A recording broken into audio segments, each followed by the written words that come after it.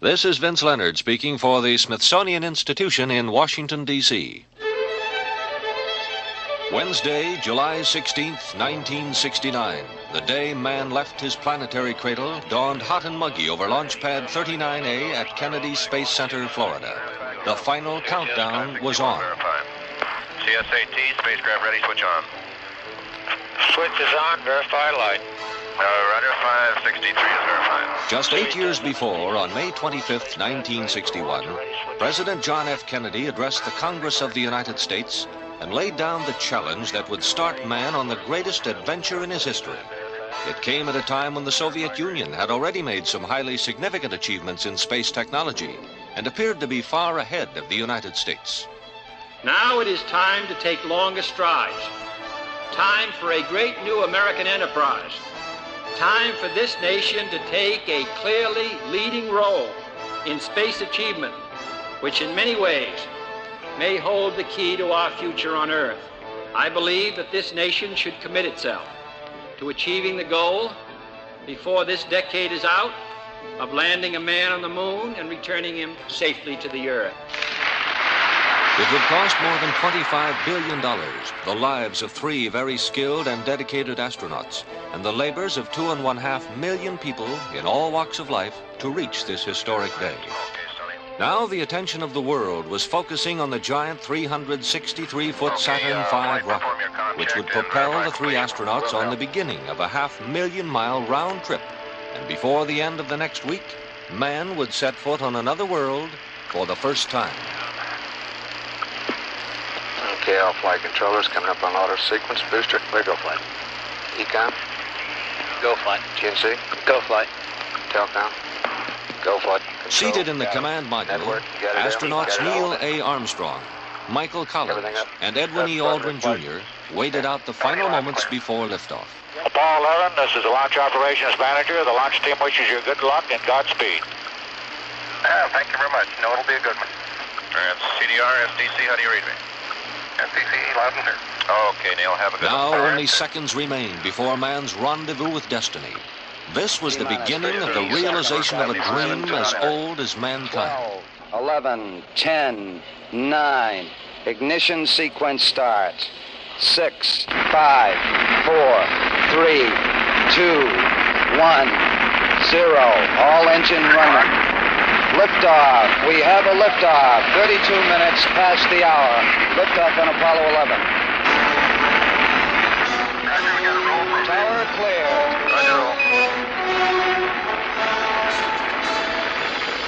The ground trembled as the largest and most powerful liquid propellant rocket in the world, developing over 7.5 million pounds of thrust, raced skyward toward the deep void of outer space.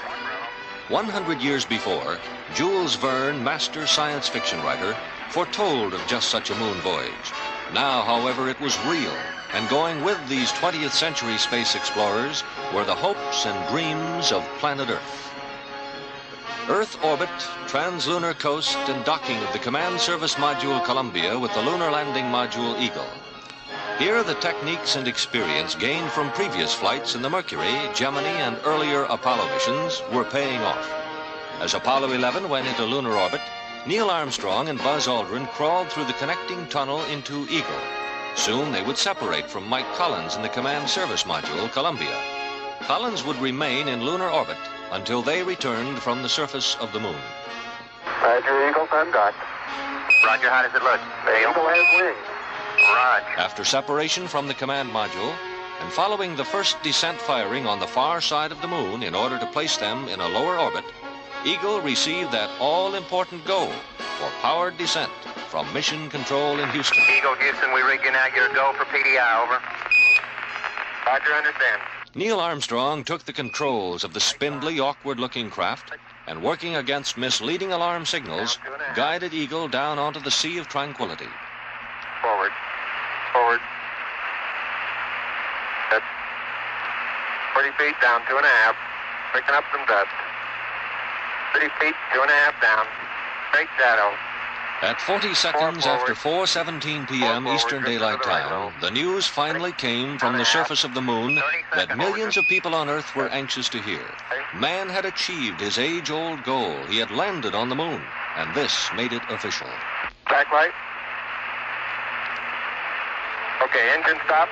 APA at a descent. Mode control both auto, descent engine command override off. Engine arm off. 413 is in. We copy you down, Eagle. Listen, Tranquility Base here. The Eagle has landed. Roger, Tranquility. We copy you on the ground. You got a bunch of guys about to turn blue. We're breathing again. Thanks a lot.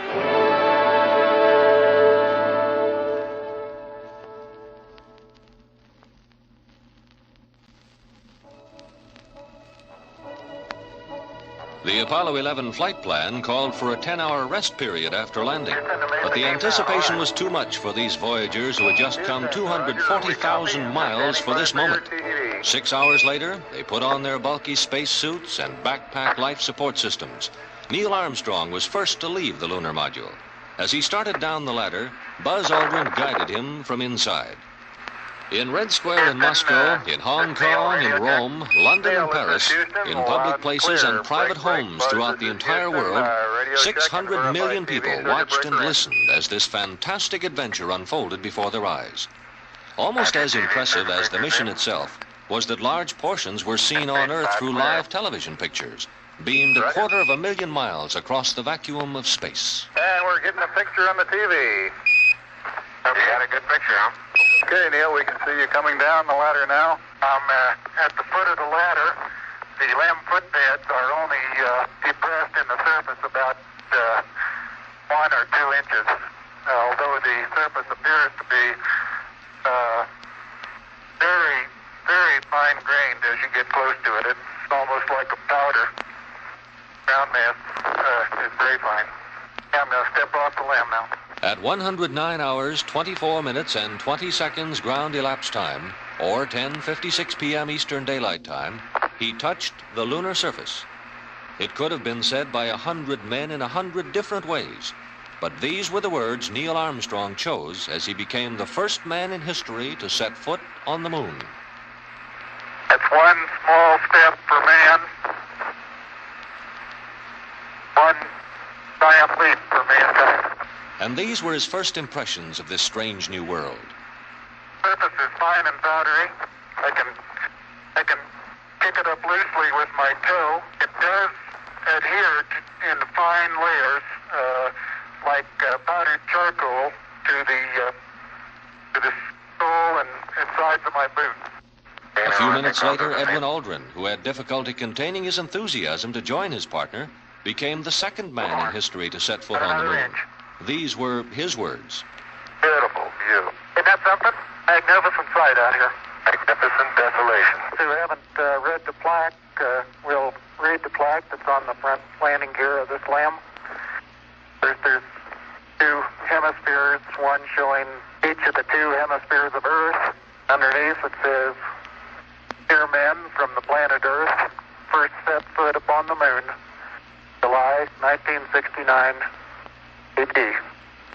It came in peace for all mankind." It has the crew members' signatures and the signature of the President of the United States.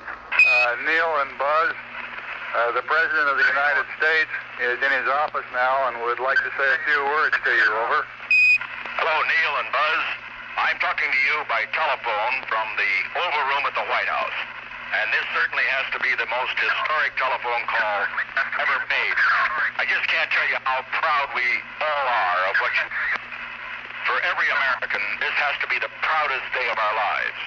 And for people all over the world, I am sure they too join with Americans in recognizing what an immense feat this is. Because of what you have done, the heavens have become a part of man's world. For one priceless moment in the whole history of man, all the people on this earth are truly one. One in their pride in what you have done, and one in our prayers that you will return safely to Earth. Thank you, Mr. President. It's a great honor and privilege for us to be here representing not only the United States, but men of peace of all nations, and with interest and a curiosity and with a vision for the future. Eagle, Houston, you're looking After good. deploying the scientific apparatus on board, performing several well-planned experiments, and collecting the prescribed lunar surface core samples, the two explorers returned to the LEM for food and rest prior to their ascent from the moon. Back on Earth, everyone listened with anxiety and apprehension. This was perhaps the most hazardous part of the entire mission. It had never been done before. There was no backup, no second chance. It had to work the first time. With a minimum quantity of propellant, the upper part of the LEM had to separate, fire properly to gain the necessary velocity and trajectory required to match orbits, and then rendezvous with Columbia. 5, port stage, engine arm ascent, proceed.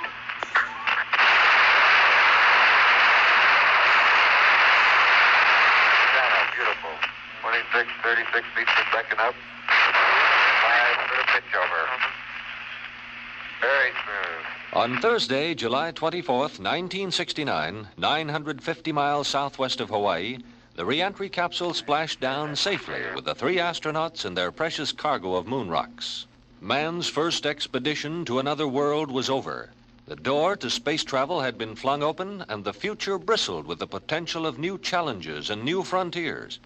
Perhaps Buzz Aldrin summed up the meaning of Apollo 11 best during the final onboard telecast from the returning spacecraft. As we've been discussing the events that have taken place in the past 2 or 3 days here on board our spacecraft, we've come to the conclusion that this has been far more than 3 men on our voyage to the moon. More still than the efforts of a government and industry team. More even than the efforts of one nation.